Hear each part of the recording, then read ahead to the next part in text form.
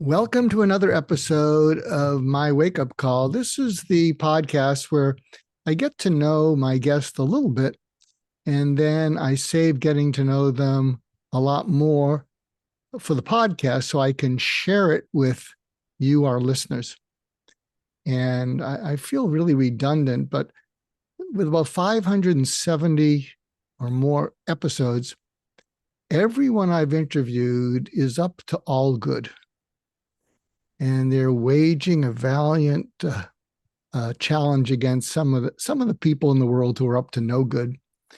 And I'm especially glad to have Jim Tselikis on because I had his partner, co-founder, and cousin Sabin Lomack on a while back, and he was terrific. Jim, that's a lot to live up to. So show all your Shark Tank charm that you have. Let me tell you about Jim. He's a Cape Elizabeth, Maine native, and he's the co-founder of Cousins Maine Lobster. It's a startup food truck business which has grown to over 50 units, including gourmet food trucks and fast casual restaurants. It started in Los Angeles, and I may have eaten from one of their first trucks because I live in Los Angeles, and it comes over occasionally to this farmers market that we have in a place called Brentwood, California. And Jim graduated from the College of Holy Cross in 2008. Is that the one in Worcester, Mass? That's right. Worcester, you're right. Well, it's because I'm from Massachusetts, and I think that's a real pisser, Jim. But he has a degree in political science, and he had a lucrative career in the medical device sales industry.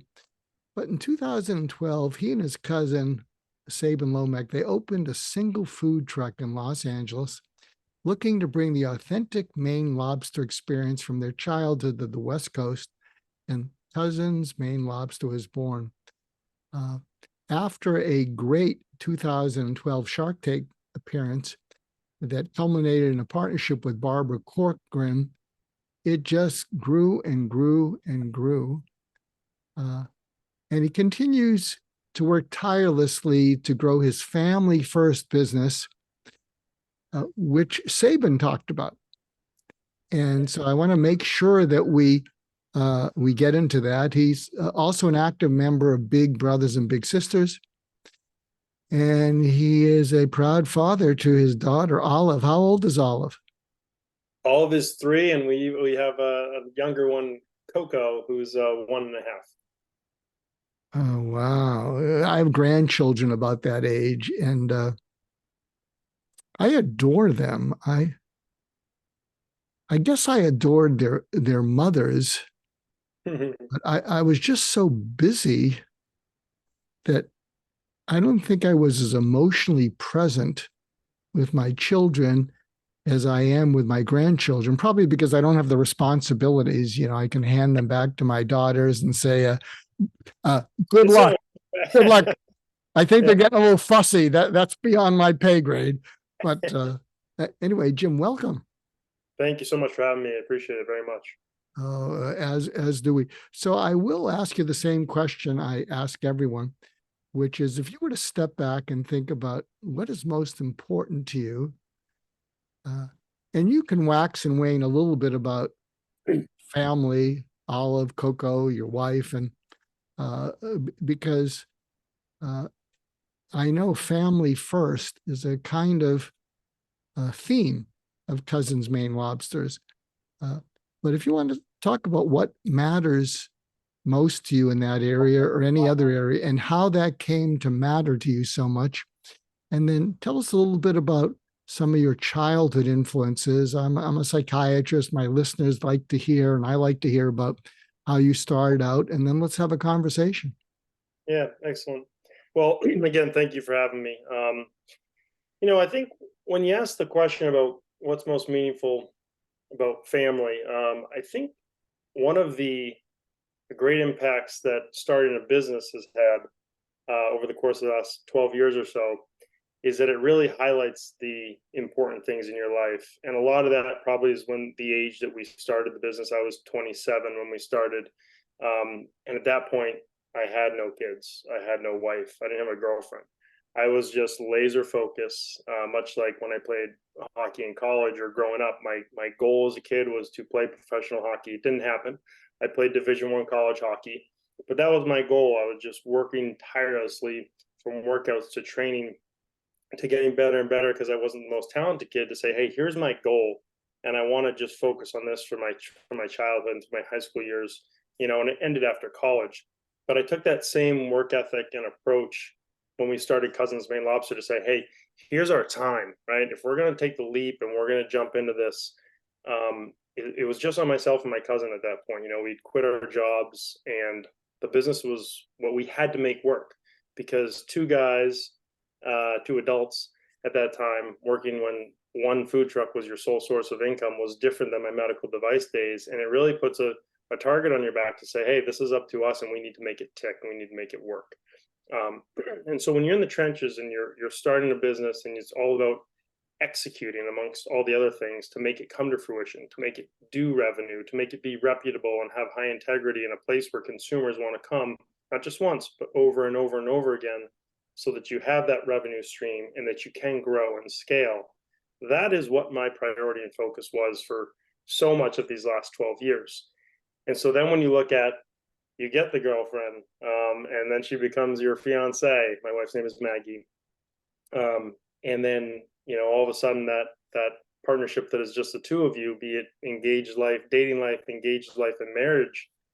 And then two little ones come, Olive and Coco. It totally gives you new perspective. And I think people use that word a lot in life, perspective. It's really, really important. And I think it's really easy to let go of or lose sight of.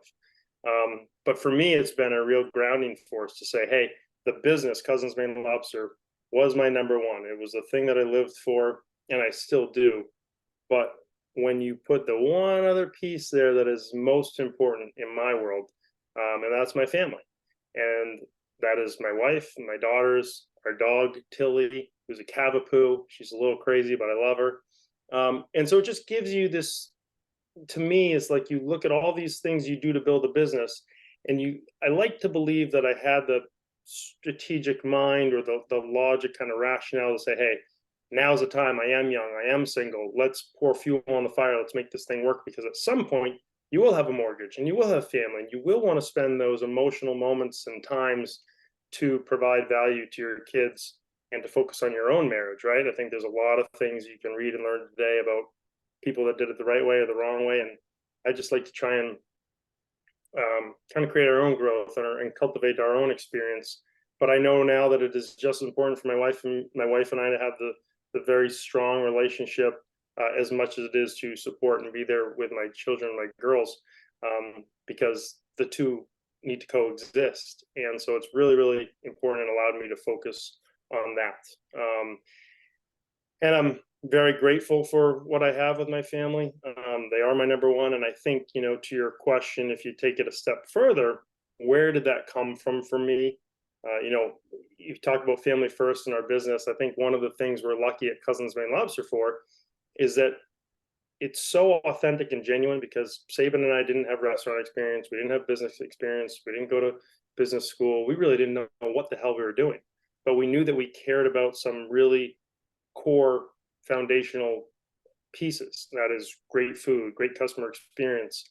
But the customer experience for us came from us saying, hey, we want to treat the people at the window like it was our mother, coming up to the window at a food truck, doing credit card, trying to learn what was on the menu. We just wanted to treat our customers like it would be my mom, who would be confused about, is it cash, is it credit, what's a Connecticut roll, what's a Maine roll. So to educate and provide them some information and to be sweet and kind, because I think that's missed on a lot of businesses today. It's some basic laurels and values that can go a very long way. And that's how I was raised. I'm through and through a mama's boy. So is Saban.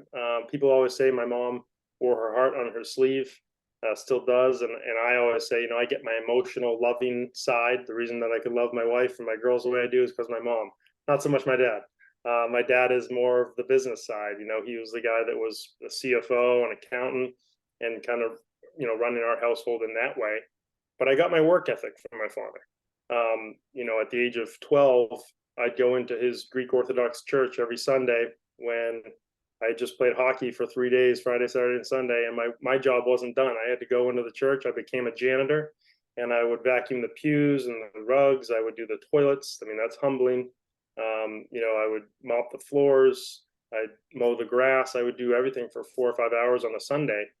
And while I earned a little bit of money, and that was teaching me a little bit about business and earning money, it taught me about work ethic.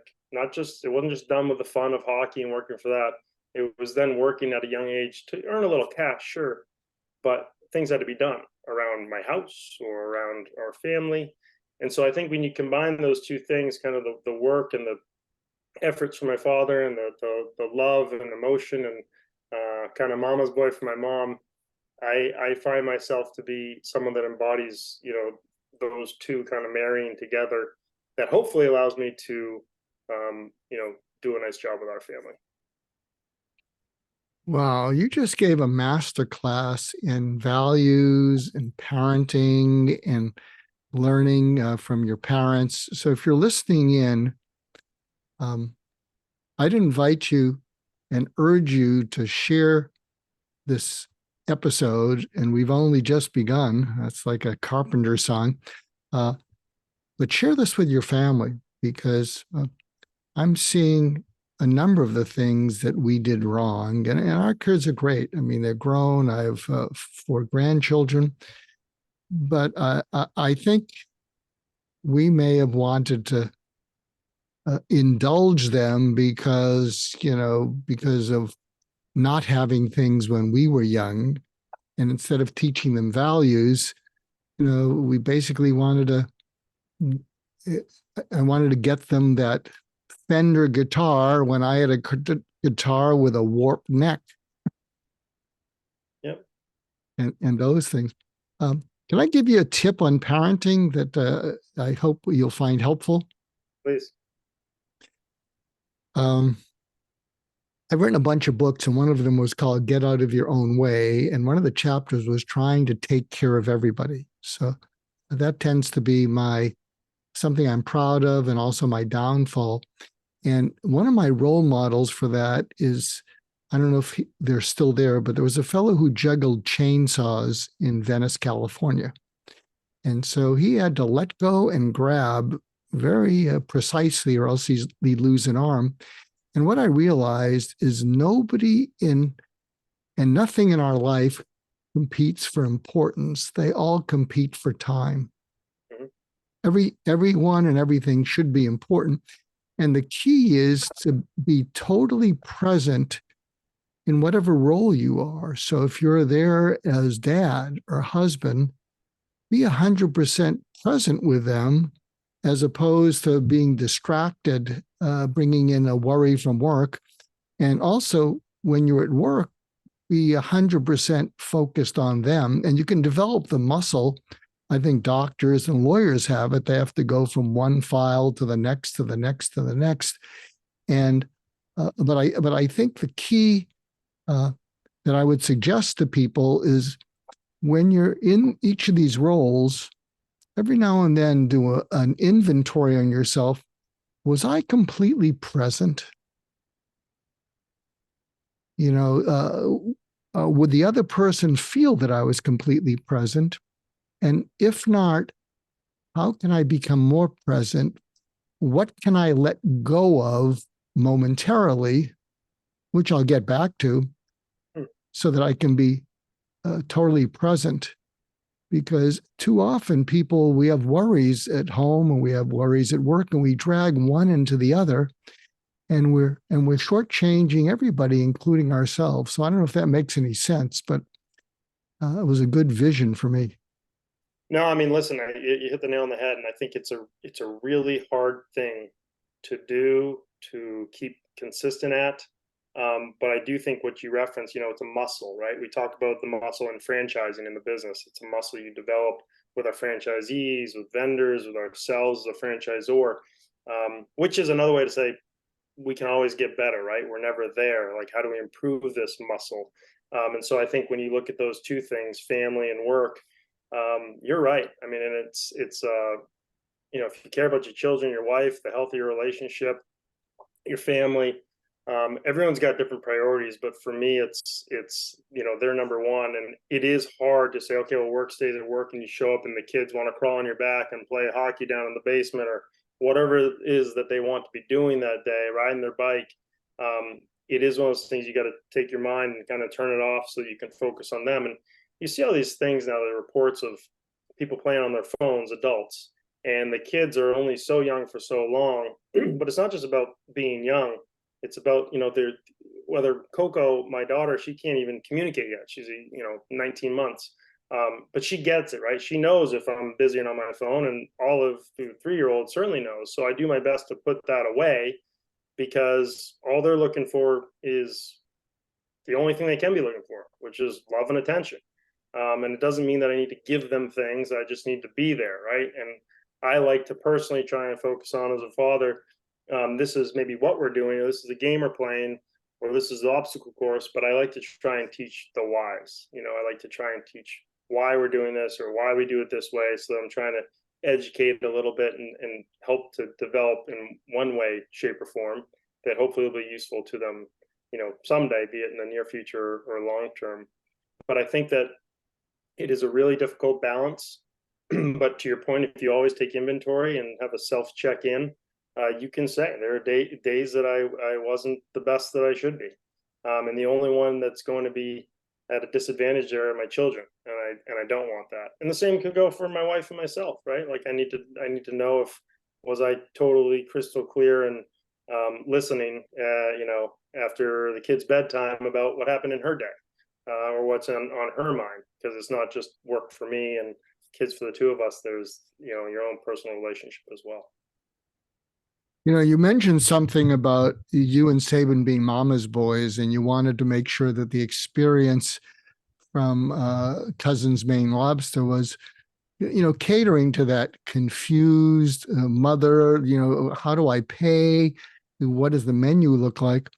And you're just triggering a thought I hadn't had also about parenting is, and this is something that Maggie might point out to you, is you're so curious about the customer's experience.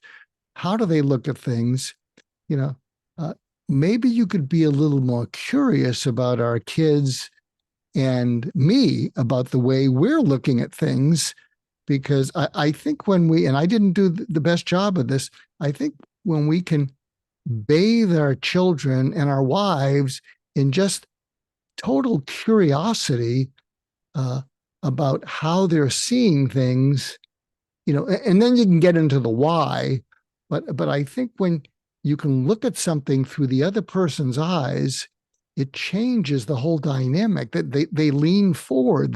They feel, oh, you think I was worthy of your curiosity, and I think that feeds self-esteem. Yeah. Whereas if the other person doesn't feel you are worthy of your undivided attention, or if your undivided attention was only to instruct them and give them advice and suggestions that often they didn't want, I think we can all do a better job of that. So I don't know if that makes any sense, what I just said. No, of course. I mean, I think that, even just the other day, people might be laughing at me. It's November 20th here. I've already got 2 Christmas trees up in our house. But that was something, when I think of the curiosity, we actually put the trees up in their stands when our daughters were taking a nap, because that was easy for mom and dad to put the trees up while they were taking a nap. But they had seen them, we got them together. They were on top of the car. We brought them into the house. And when my daughter got up, Olive, she came down the stairs, and I thought she was going to be, oh my God, this is so exciting, kind of like last year. But she said this year, oh, I was going to help you with that. I was going to help you put the tree up. So it's one of those things that is like, it's their curiosity. It's kind of even engaging with them to say, well, I didn't think we missed anything there. But looking back, and I'm like, gosh, I wish we had waited until she got up so that she could help, because it is where her mind is. It is what she wants to do. And then I looked at it like a missed opportunity to do a mom and dad thing with our daughter. So it's a learning experience, But it is all those things that you say, you're really trying to engage with them rather than tell them or shove something down their throat, and kind of see where they want to go and kind of navigate that path with them. Yeah, years ago, I come up with book titles, and there's a couple that I came up with, which for other people that I think are going to make the bestseller list. So I'm excited about that. But there was a book that I wanted to write. Ooh, you could. Well, this would be. You don't have time for a side thing. It was going to be called "The Death of Wonder," because you may live in a more normal and healthy part of the world than the west side of Los Angeles. uh, I like it here. I like the climate, and the values can be a little bit crazy. Not the best values, and a lot of times wonder is killed in children. Mhm. I remember years ago I was running a group at UCLA. I ran a group for the the psychiatry trainees, and one of them I've started mentoring again after 45 years. And she said, and she was the only woman in the group, and she said, I remember when you came in one day, and maybe you were just trying to get the men in the group to be a little bit more emotionally connected. I mean, we were psychiatrists, and you came in and you said that you were crying in the shower because you could already begin to see how the world was killing off the wonder in your child. Yeah. I mean, it was amazing. I didn't remember that, but that was amazing. But, given your dedication to your family and your young children, I think that's something that any loving, busy parent can relate to. Like, I want to be able to preserve that wonder. Yeah. And anyway, I'm just throwing it out at you because it would be a bestseller. You could give it to all your franchise. What? I'm ready. Let's do it. I'm ready. I mean, I think it's a really important thing, and it's, your kind of comments about the West Coast or the East Coast. I mean, everyone lives in different areas, but I lived in LA for 10 years. I just moved back to Massachusetts, and we spend the summer in Maine. And I think about that, like, the way that I was raised, and everyone comes from different backgrounds, but we didn't have much by any means, but the simplicity of a backyard or a garden, a shovel and a rake, planting things in the garden or running around in the back with a dog. I see those things now with our kids that is some 30 some odd years later than my childhood, where we focus on those things in the summertime about planting tomatoes and cucumbers. And you're not just it's not doesn't then just grow and mom and dad pick it. You watch it grow. You watch a small cucumber come, and then it gets to the right age and right size, and then Olive and Coco can pick them and they put them in their basket. And again, that's labor. It's work, and it's also seeing something come to life, right? That was once a seed or a seedling. And I think that wonderment in their eyes goes, and it's even the simple things that I said to my wife Maggie. I'm like, why are they pretending that this little bowl they fill up with water is soup, or that this plastic piece of pizza is actually a building block? And she just said, it's imagination. And so you never want to kill imagination or wonder, like you're saying. And so if they've got it and we can help bring that out in them at all, or provide them an opportunity, and it doesn't mean materialistic things, it's the simple things of truly, like when I'm raking leaves, you put the rake down, and then Coco, this little 19-month-old, is going to pick up the rake and start raking. Like, that's beauty to me. It's something where it's just the most simple things in the world. And I think those will be the things, not raking per se, but just the being outside, and appreciating the simple and small things will probably go a long way. So here's a book title, and we could talk about it because I'm involved with about 4 projects where I'm kind of the mentor. I can connect us with publishers and literary agents. So I'm just pulling this out of my head. We could refine it. The Death of Wonder, uh, how to keep curiosity alive and well in uh, a world that's lost it. Yeah. Yeah.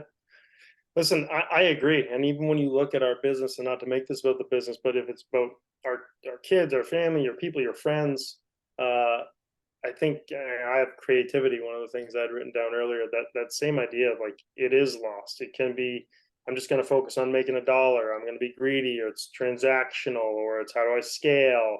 And oftentimes, a lot of those things, which I find to have the most merit and probably the most reason for people to support a company or a person, is because you have that curiosity and keeping it alive. And with all the loud noise and the outside noise going on in the world today, um, some of those really basic kind of values and pieces are lost.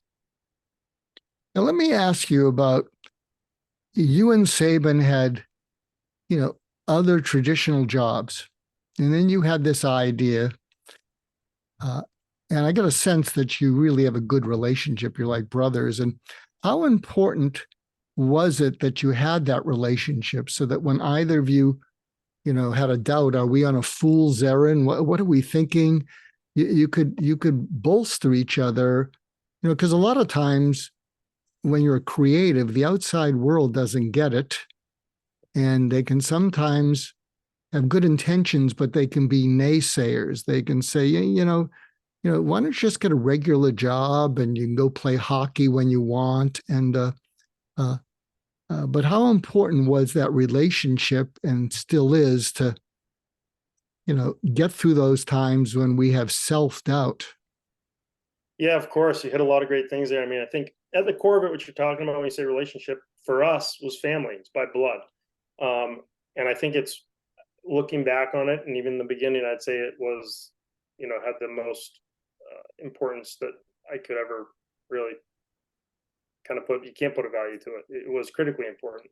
And the reasons for that is that, kind of your point, there are a lot of naysayers out there. There are people that are going to poo-poo your ideas. And while we were thinking about this, we literally were working on it from 2011 to when we launched, for about 14 or 15 months, and when we launched in early 2012. And we really didn't tell anyone. And the reason we didn't tell anyone is because of that outside noise, or the naysayers. So we worked our jobs. I was in medical device. Saban was doing real estate. But while we were working on the Cousins Maine Lobster piece behind the scenes, we didn't tell many people. Only a couple that we had to, for some information, some thoughts, and kind of some guidance, if you will, because we wanted to develop it and bring it to market, and then have people, like not to deter us, right? Not to be that negative tone or voice that maybe would have pulled us off the track. So we didn't really tell anyone. And then all of a sudden we were launching on April 27th of 2012, for that exact reason that you say. And I think that in terms of choosing a business partner, for any entrepreneurs out there, or anyone that or anything that you're going to be doing, it is critically important to believe in that person and to have a really strong bond. And there's, of course, different partnerships that work out very well, and there are some that don't work out. And a lot of people would say family is a bad idea to do business with. But for me and for us, I think we looked at it and said, you're starting with one food truck, you got to make it work. I personally moved 3,000 miles away. I left everything that you were talking about: financial security, all my buddies from college, city in Boston that I loved, my family 2 hours north. My mother was one of those that said kind of what you did, as it happened. She's like, well, what happened to you had your core group of buddies, you had this financial security. What happened to the white picket fence and building a house and a family someday? Not that she was like, go get a white picket fence, but she was like, you had it pretty good.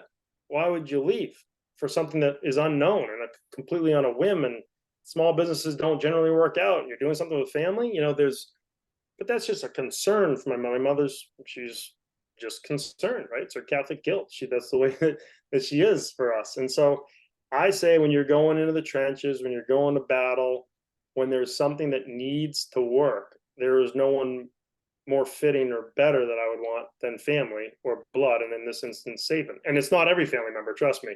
And the reason I say blood or family, and knowing that, is because things get hard, things get dark. There are times that you think your business early on, and even now, you never know, like, will topple, or will be taken over, or a competitor will get you, or you'll take a misstep or multiple, and then the whole thing will come falling apart.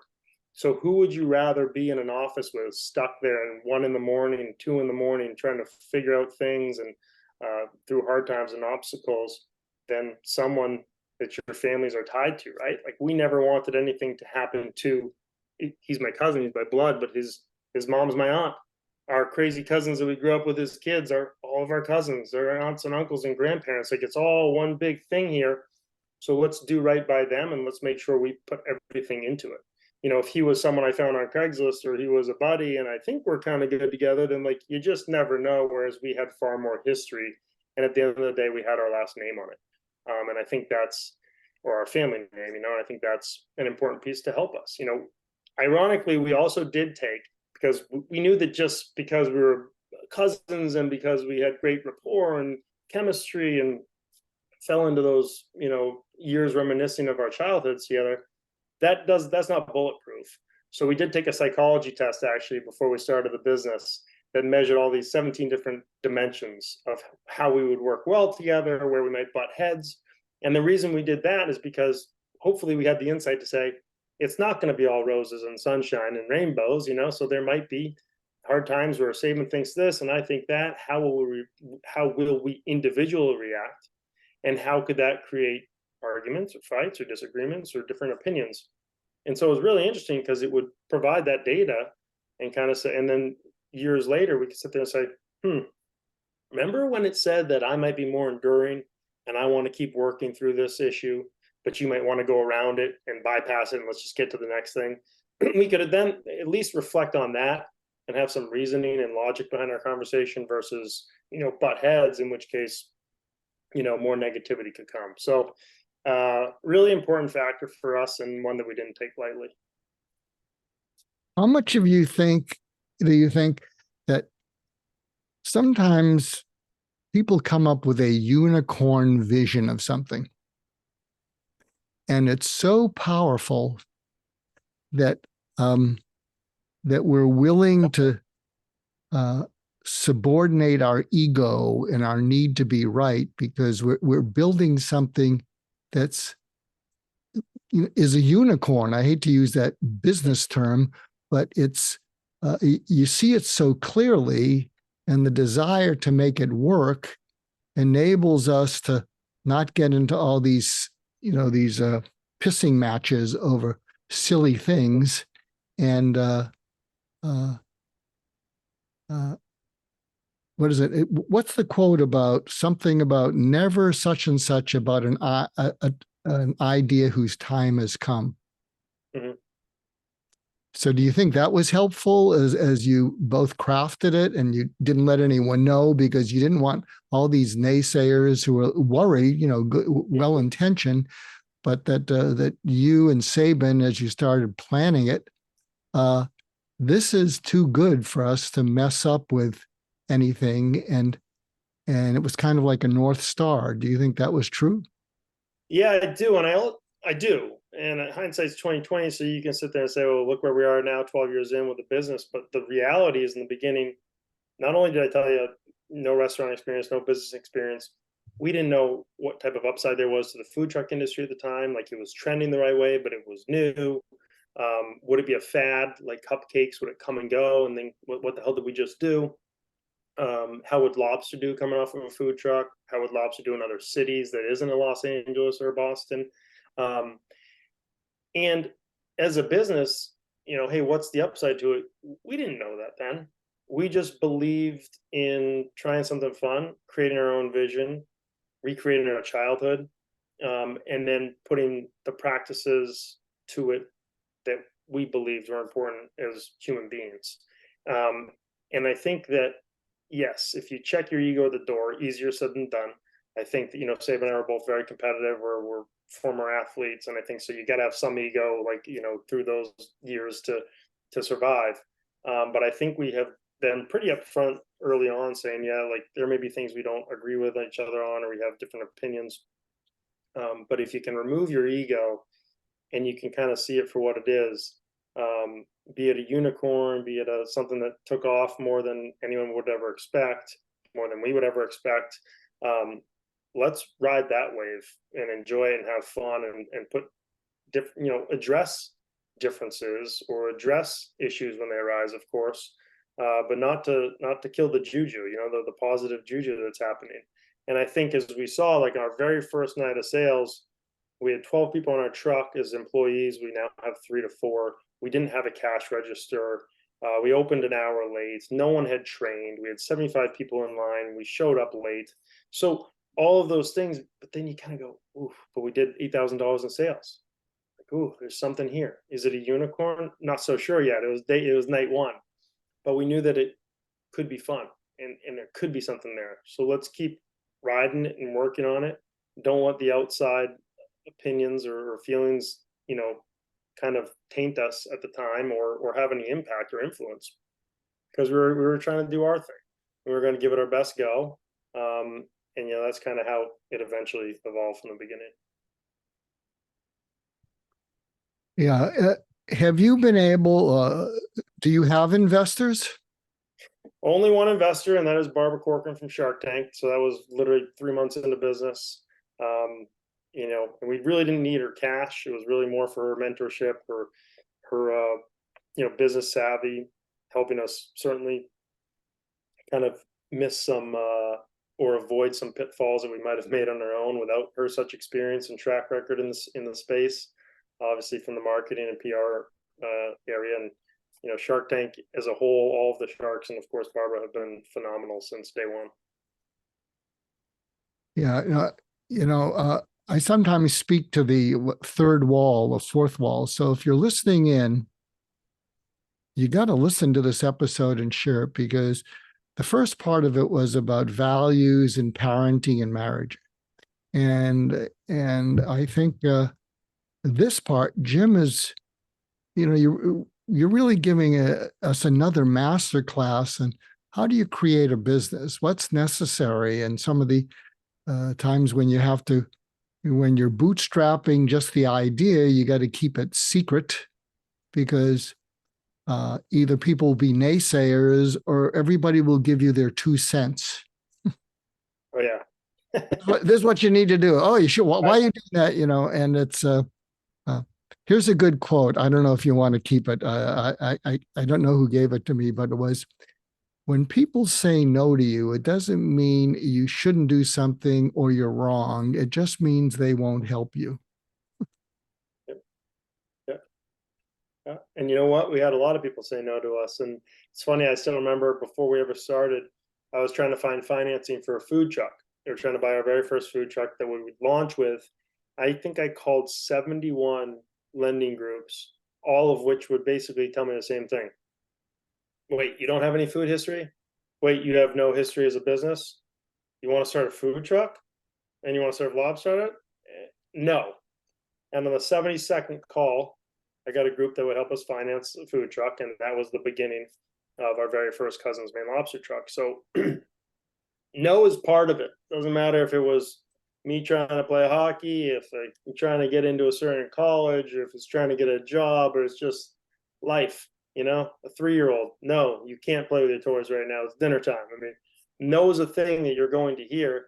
And in the modern day, for us in work, like oftentimes, as you said, no means they're not going to help us. Okay, cool. Well, then I'm on to the next person if we need that help and guidance to see who will help us. And for sometimes when you hear no, it may not mean no forever. It means no, not right now. No, we're not where we need to be to have that conversation with that person or to go down this path. But it doesn't mean you stop trying, doesn't mean you don't get back up, and it doesn't mean that you don't find another way. And that's generally how our minds have worked, which I think has allowed for the business to continue to grow and kind of reach new areas and pockets of the country. So if you were to take a 10,000-foot view of the company and where it's at, hindsight's often 2020. Can you share some things that in hindsight, if we had it to do over again, we might have done these things differently?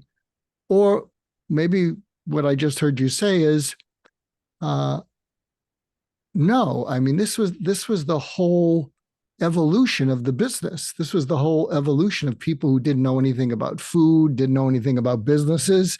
And you learn from trying and not giving up, and you learn from pivoting. But are there people who, some of my listeners might want to become entrepreneurs, might want to start their own dream future? Yeah, it's an interesting question because I kind of sit on both sides of it. I mean, first and foremost, I'd say that out of one side of my mouth, I'd say I wouldn't do anything differently because the journey is that's where all the value is. That's where all the fun is. That's where all the memories are. Barbara says to us, she's like, some days, someday if you guys ever retire or move on, you're going to miss these moments, right? From day one to current day. She's like, when she sold her business, she often says, that was the best. That was the beauty. Yes, it had headaches and challenges and growth, but that was like, if you're an entrepreneur or this is what it's your livelihood, that's where you're ingrained in. So in one sense, I say the value is in the journey, the ups, the downs, the missteps, the things that, I wish I had done that differently. But it is why we're at where we are at today. And I also think that those such mishaps or maybe challenges or things maybe we could have done differently, they made us better. They made us work harder. They made us adapt. They made us make sure we needed to implement and integrate these things into our business so it wouldn't happen again, which makes you better the second time around. It makes you more appealing to a potential franchisee. So, you've been through that. You've worked it out of your system. You've improved it. You've made it more robust. Since you've seen it, you know when to experience or if it's going to be coming down and merging its head again at some point. So it's experience, it's time. And so there is immense value in that.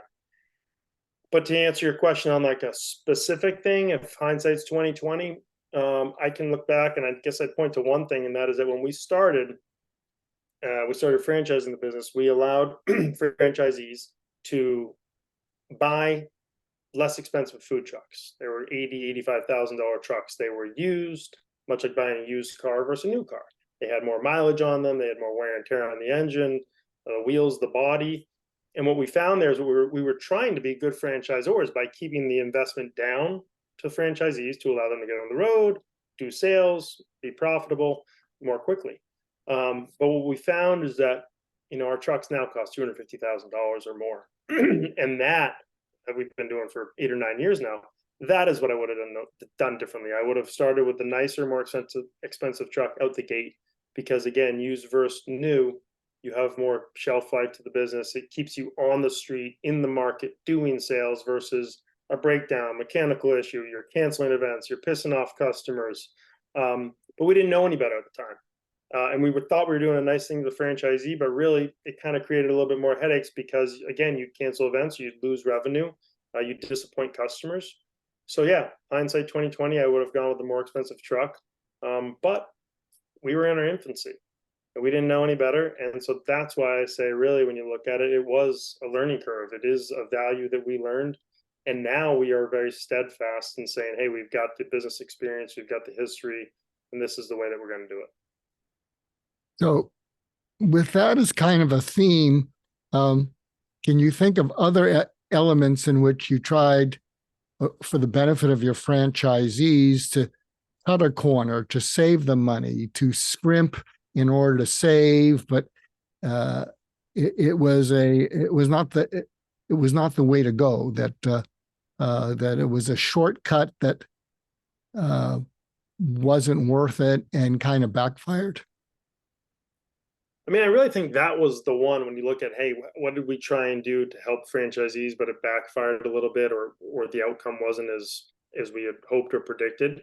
I think that's really the one, and I think we were fortunate to learn that early, and then to say, okay, well, apply this to this experience to any other dimension or factor of the business. And I think we'd often kind of lean on that and say, well, let's look at that experience, and we're not going to do it again, because the juice ain't worth the squeeze. It's a short-term, gain, and you might miss something long-term. And we've always been guys for quality, the utmost quality, protecting that. So like we've never deviated from our Lobster, the quality, the spec, from day one to now. We'd pay more for the Lobster because we wanted the customer that ate with us on day one that raved about it in Los Angeles in 2012 to experience that in Houston or Pittsburgh or Detroit or Florida when we opened in new markets in 2015 and 2018 and current day in 2023. So I think our focus was saying, hey, we're not going to deviate from the most meaningful things in the business. We're not going to jeopardize the integrity of the business or brand just to sell a new truck or get a new franchisee. We'd rather make sure our house is taken care of, strong and stable. And then we believe that sales will come. Sales because we're doing it the right way. We have the right operators, we have the right franchisees, we have the right product, we're choosing the right markets. A lot of businesses may not agree with that. They'd say, go not flood the market, but they say go quick, take up market share. But we weren't really on that mindset, because if you do it wrong, you'll do more of a detriment and more harm long term, in our opinion, than it would be than would have been worth to sell a new unit quickly. One of my friends, he's kind of a mentor to me. He said, and so I'm going to switch a little bit to people who might be thinking of doing a franchise business and about selecting the right franchisees. And this mentor of mine said, always hire people according to shared values. And he said, there are certain values that overlap, such as mutual respect, hard work, compassion towards each other, kindness, but you still have to make a profit. Whereas other values, such as return on investment, as you say, go quick and all that, may overlap, but they don't overlap with the first set of values. So do you do anything like that when you're checking out franchisees and you say this one's going to work, or this one, they're just too impatient, they don't care about doing things the right way? Yes, of course. And I think it's gotten better and better for us each year. I mean, that whole vetting process, the discovery of who a new franchisee is, and who they may be. We don't have a crystal ball. You can do as much vetting as you want, but when you sign a deal with someone and you've looked at them for months, and you've done your diligence in their hometown, at their sites, with them to us in Maine or in Los Angeles, you can learn a lot. Doesn't mean you're going to know who they are in 5 years or in 10 years, and things and people change. But putting our best foot forth and trying to really drill down to the core of who that person is and how they're going to fit the system. We want to know, are you trainable? Are you coachable, teachable, right? Can you take a basic kind of message and saying, hey, we've done it this way and it's worked. Can you take that and make it your own and run with it? Are you respectful? Like you said, respect's a huge one, because franchisors and franchisees can butt heads, right? Of course, franchisees don't want to pay a royalty. They'd rather pay a lot less than what they are paying, right? But there is a business to be had, but there's also a personal relationship that we have, and we want to be working with good people. Sounds cheesy, sounds simple. It's really hard to find good people that have those same shared characteristics of, like you said, hardworking, respectful, so that when times get tough or there's an issue on the table that needs discussion, we're all for it. We don't claim to be perfect. Let's have that talk. We've learned from franchisees things we've done wrong. We've learned new ways to do things. But as long as you can have a respectful conversation and not yell at each other and go down each other's throat, then anything can be accomplished, right? But that's built on trust and respect. We also, of course, look for people that care. And what does that mean? Well, there's through vetting and conversations, you can find out some people just say they care, and then there's other ways that you can go down conversations where you realize they care, be it talking about family or their current job, or what their passions are. And you can it's almost like that gut instinct. We follow our gut so much more than anything on paper sometimes, because you can get the real sense of someone, who they are, what they're about. And if they were in the Cousins Maine Lobster system, how would they handle their staff? How would they care for the customer or the product or the cleanliness of their truck? We say that all the time, especially pre-COVID and during COVID, when people were complaining, business owners, about the cost of payroll, increased hourly. Oh, we'll pay them $17 an hour. No one shows up. It's really hard to get people to work for us. What we learned was that it really wasn't about the dollar. More often than not, it was about, who are you working for? Who are you? Which would you want to work and go to battle for your owner, your franchisee? And if you do, oftentimes that's because you have great people that you're working for. And that tends to matter more than making $17 instead of $16, because that will come through to the employee. It's really about going into a place with a good culture, a good fabric within the business, and people that you respect as employers. So that's, a really interesting thing too, because ultimately, not that the franchisees working for us, we work for them just as much, but do you like working for and with each other? There's a book I'll recommend. I can't remember the title. John Wooden was the winningest coach in college basketball. And one of his lesser known books was about the power of mentoring. And he talked about being mentored by Abraham Lincoln, Mother Teresa, his wife, people he'd never known and people he did know. And then there were also sections where Kareem Abdul-Jabbar and Bill Walton talked about playing under coach. Mhm. And you could tell if you read between the lines that these amazing greats in the NBA, it may be that the best part of their career was when they got to play for coach because of who he was and how he believed in them and the respect they had for him. But it might be a good read, especially since you're both athletes, and it might even be a good thing to do something with the franchisees and say, why don't we all be more like John Wooden? Yeah. Yeah, it's when it comes to mentorship or ideas or principles, I think that's one of the things we always say is that, again, like I mentioned, we can always be better. It isn't our voice to the franchisees, it's theirs to us, it's our corporate staff, like there are people on the road that know more, being feet on the ground than we do. There are franchisees that live this day to day that know more than we do in certain spaces. And that's why I think collaboration and kind of mentoring each other is being open-minded is obviously very, very important. And I think that kind of brings the veil down, brings the guard down. It allows you to have this conversation. It isn't like this big franchisor, implementing ideas and thrashing down on franchisees. It really is more collaborative, and to your point, almost like you're mentoring each other. Yeah, there's another person that comes to mind, Hubert Joly, Hubert. He was the CEO of Best Buys, and he turned it around. Circuit City went out of business, and he had come from, I think, an authoritarian type of thing, and maybe a McKinsey or something like that. And people told him, "Don't go to Best Buy; it's going under," in whatever. And he changed his mindset. So he went to one of their home stores, I think, in Minnesota, and he walked around with a badge that said CEO in training, and he just talked to everybody with their feet on the ground, and they would say, change this in the store, do this, and it changed his whole philosophy because what he was realizing is the people that are closest to the customer, they really knew what the issues were, and often the people way at the top, didn't. Right. And it just switched everything. And I think he has a book called either The Soul of Business or The Heart of Business. But I just wanted to share that with our listeners and with you because it sounds like these things might be aligned, and it sounds like you and Saban are lifelong learners. So I just before I forgot about them, I wanted to share those with you. Yeah, thank you. Absolutely. Yeah. So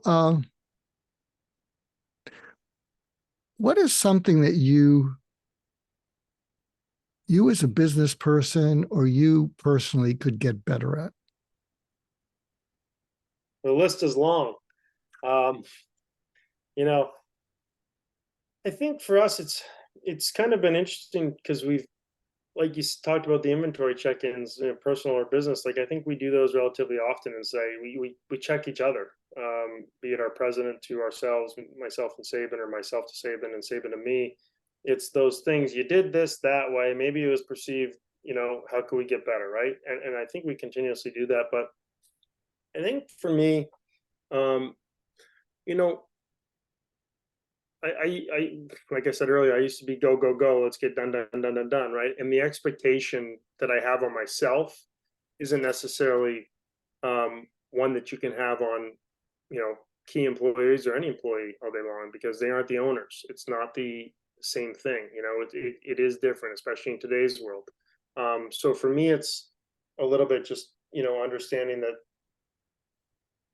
the balance of, like what we talked about earlier, the balance of life and social and wellness along with work. And I think that the more we fine tune that within our culture and fabric, I think that's what makes our corporate staff and our franchisees excited to be part of this business, is that it is like a really fun place to come to work. It's a good group. It's a really strong team. Everyone cares about each other. They genuinely like spending time with each other. And I think when you have those things rolling, you're gonna have people that are really invested and will probably work longer or harder without even being asked because they're so bought in. So I think kind of creating that, always, like when we left our corporate jobs, we said, well, we want to create this really nice culture. We want to take the things we love from our other jobs, bring them, leave the things we didn't like about other jobs, and kind of recreate the way that it should be. So I think that's an ongoing evolution as a business owner to say, based on current events, what's happening in the world, our own team, how do we get the best and the most out of our team, but also make it really rewarding for them where they want to come, and be excited and be happy and be performing every day. Another friend of mine is a fellow named Marshall Goldsmith. He's, one of these top executive coaches. And one of the things that he would do with his family and people he worked with, he would say, going forward, how can I be even better? And even's important because better, it invites criticism. And he did that with his family, and his young children, who are grown now, said, you travel too much. So he reversed it from, 3/4 of the time on the road to 3/4 of the time at home. And I think it's a great question to ask our spouses, how, and you can even say, I was on this podcast with this psychiatrist, and he asked me these questions, and I don't want to be a hypocrite. How can I be even better as a husband and a dad? I think you can ask that even of your franchisees. You can say, how can Sabin and I be even better so that you feel this was a great decision? Right. To be. Sorry, it's a great point because, we do that. What else can we help you with? How can we be better? Because in fairness, we ask them to be better in ways, right? Be that sales, be that inventory, be that, bookings and trackings or communication. Like, we have high expectations and they should have high expectations of ourselves. And sometimes, to your point, not that you get lost in the weeds, but if you think things are good, doesn't mean that other people don't have other voices or thoughts. We have started doing some surveys and questions where, they're anonymous. And that allows even another pull back the layers, because when people, they have a little bit more freedom or sense of confidence to say, this was on my mind. I didn't say it to you on the phone, even though you asked. I haven't shared it in email, even though you've asked, but I'll share it in the survey. And that's cool. I wish they told us transparently all the time. And for the most part, they do. But there's still more things that we can learn, again, to your point, to improve. And there's other ways to be getting that information. I hope we'll continue the conversation. I have to go record another one. So Busy man. Well, I'm doing it as if my life depended on it, and that's truer than I want to imagine or admit to. So, where's the best way for people to find out about Cousins, Maine Lobster, both your mail order service and where the trucks are located and where the restaurants are located? What's the best way to find out more about it and you?